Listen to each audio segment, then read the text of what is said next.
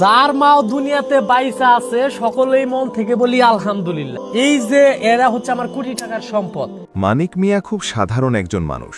তার জীবনে বড় কোনো অর্জন নেই, কিন্তু আছে বিশাল এক হৃদয়। ছোটবেলা থেকেই সে বাবা মায়ের ছায়ায় বড় হয়েছে। বাবার কড়া শাসন আর মায়ের নীরব ভালোবাসা তাকে মানুষ করেছে। বিয়ের পরও মানিকের অভ্যাস বদলায়নি। সকাল হলেই সে প্রথমে মায়ের ঘরে যায়। মায়ের ওষুধ, নাস্তা আর শরীর কেমন সব কিছু তার খোঁজে থাকে। বউ লাবণী প্রথম দিকে কষ্ট পেত।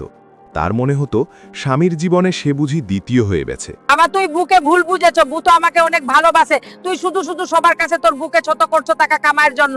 একদিন লাবণী বলেই ফেলল, তুমি কি আমাকে ভালোবাসো না? সব সময় শুধু মা আর মা। মানিক শান্ত গলায় উত্তর দিল, এই মা আমাকে জন্ম দিয়েছে, বড় করেছে। আমি আজ যে মানুষ, তার পেছনে ওনার ত্যাগ, ভালোবাসা তুলনা করা যায় না। কয়েকদিন পর মা হঠাৎ অসুস্থ হয়ে পড়লেন। মানিক রাতভর মায়ের পাশে বসে থাকল। লাবণী দূর থেকে সেই দৃশ্য দেখল।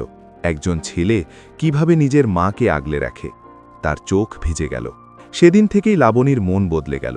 সে বুঝে গেল, যে মানুষ নিজের মাকে এত ভালোবাসে, সে মানুষ সংসারকেও অবহেলা করতে পারে না।